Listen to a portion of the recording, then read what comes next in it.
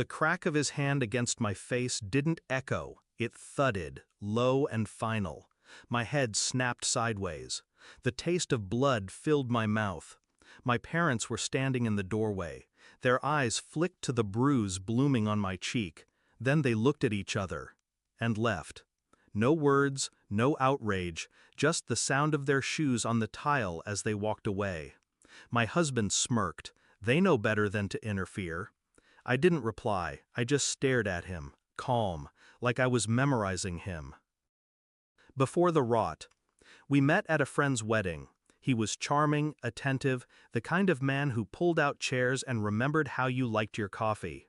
My parents adored him instantly, said he was solid, ambitious, a provider. At first he was. Flowers at my office, surprise trips, late-night whispers about our future. But control doesn't start with a slap. It starts with small permissions stolen. Who you see, what you wear, where you go. I didn't notice the bars of the cage until the door clicked shut. The shift. The first time he hit me, he cried afterward, said it was the stress. The second time, he bought me a necklace. By the third, he didn't bother with excuses. My parents saw the signs.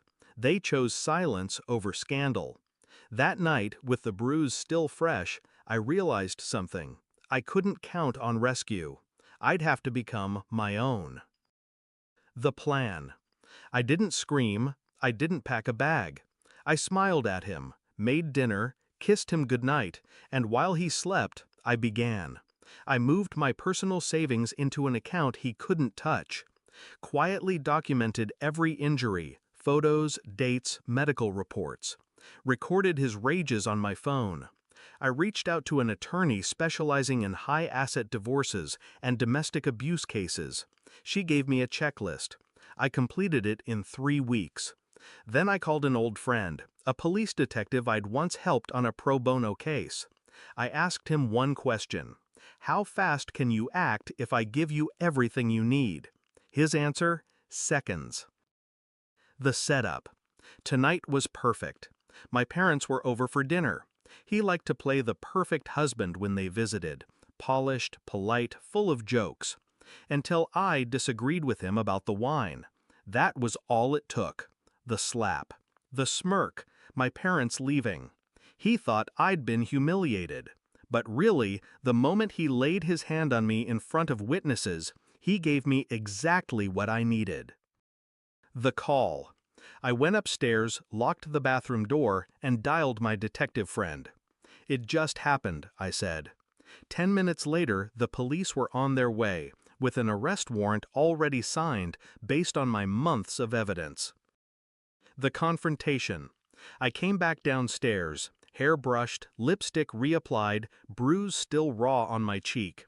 He was in the living room, pouring himself a drink. "Where'd you run off to?" he asked, smug. "To make arrangements," I said. There was a knock at the door, sharp, official. When he opened it, 2 officers stepped inside. "Sir, you're under arrest for felony domestic assault, coercive control, and financial abuse." His face drained. "This is a mistake." "No," I interrupted. "It's evidence." They read him his rights. He turned to me, eyes wild. "Please, don't do this." And then he was on his knees, hands clasped, begging. I just stepped back, watched as they cuffed him and led him out. The return. My parents walked back in just as the squad car's lights lit the street.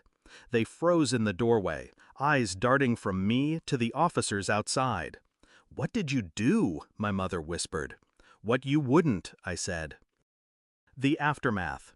The restraining order was granted within hours. My attorney filed for divorce the next morning, seizing control of every shared asset. The court ordered him to vacate the house and surrender all firearms. The bruise healed. The silence in the house was louder but cleaner. My parents didn't speak to me for weeks. I didn't mind. Reflection. Some people wait for someone to save them. I used to be one of them. Now, when I look in the mirror, I see the truth. I am the rescue. And the next time someone hits me, there won't be a next time.